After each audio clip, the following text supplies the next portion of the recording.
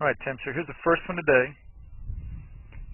Again, definitely feeling like the loop, and what we saw starting out, it's straight back and straight through, but both of them were just a little bit above the plane line. And then from face on, things look quite good. I like the way those hips are starting to downswing. You're kind of leaning into it, like we talked about a couple lessons ago, where your hips move toward the target to start right there. That's helping a bunch.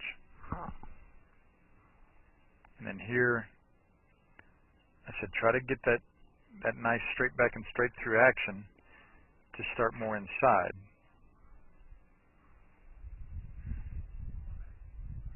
There you go. And that helped it a little bit there. Right there. And with the driver. Again, but the grip's looking great, man. That's been on there really good the last couple months. Yeah, it's a big part of what's helping you close that face better and get rid of that any kind of turning to the right at all.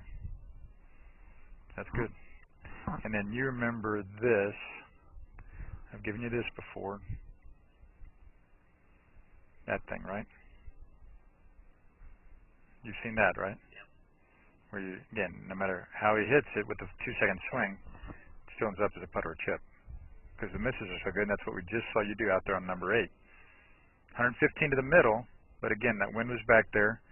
So I said you want to hit it about 100 to the front edge anyway, which is your normal pitching wedge, and so now the wind is going to give it another 10 or 15 yards, and that's exactly what it did. So again, now that your swing is getting more repeatable, you really want to be real careful now about how precise you are with your alignment. Like we've talked about, you see how he's lined up left, right? He's lined up left of that flag. How far is he? See? That's right on about 90 yards. That was his 6-iron back then, 4 years ago. Right there. Right? About a 6-iron there. No kidding, buddy. Yeah. His whole life. Just like on TV, right? Starts out to the right, and draws back to the middle, right there. That's what you're after, bud. This is Joel Suggs. I sure enjoyed meeting you down at the Cincinnati Golf Show this weekend and showing you your swing on the 2D equipment that I have. And so I want to take about 2 to 3 minutes to just show you around Meadowlink. This is the studio I use in the winter for all my students. You see there's the down-the-line camera angle for our 2D equipment.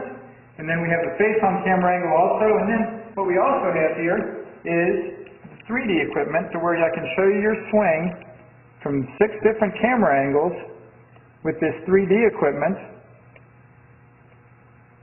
And we can get your swing from down to the 1/120th of a second in terms of exactly what your hips, shoulders, and hands are doing in the swing. And then also, I have the most realistic hitting curve I've ever seen from puttersedge.com. So when you hit your full shots, it feels as realistic as possible. And then I have 3 different green speeds for you to practice your putting. 9.5 on the stem meter, 10.5 on the stem meter, and 12.5 on the stem meter. That's benefited my students tremendously. And then also I have a lot of learning aids like this Smart Stick. You can see the rest of those learning aids over here in my bag that we can work on to help you learn the certain fields in your golf swing that you and I both want. And then also I help my students a lot with their equipment through the winter. This is a frequency analyzer where we twang your club and it gives us a reading here. And then also we plot your whole set, each club on these lines to see if the set is really matched or not. Quite often they aren't, and it helps my students tremendously when they find out what clubs are the offending clubs. Then if we get tired of being indoors and we want to go outdoors and hit some, we can do that. It's my daughter! Ellie! Good to see you. I haven't seen her in weeks. No wonder you've been gone, Ellie. You've been out here playing in the snow all this time. But this is our natural turf area. This is closed until April, as you can see. But it's a fantastic area where we can step outside and hit some balls and get some real ball flight.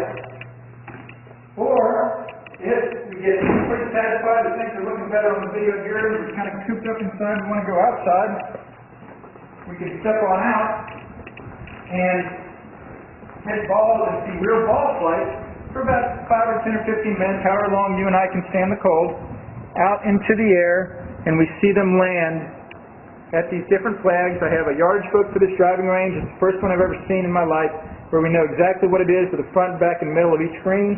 And again, the covered area here is heated, so we stay out there for about 5, 10, 15 minutes, like I said. It enables us to see some ball flight, and then we get satisfied that things are looking the way we want, and we can come back inside,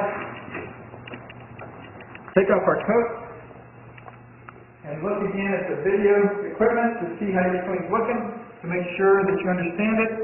And then notice too, my exercise ball up top here, and then also, so I help my students a lot with their fitness through the winter, and then I will help you also with your sports psychology, with your golf psychology from the golfpsych.com people down in Texas. That's helped my students tremendously a lot over the years too. So again, I sure enjoyed meeting you down at the Cincinnati Golf Show this weekend.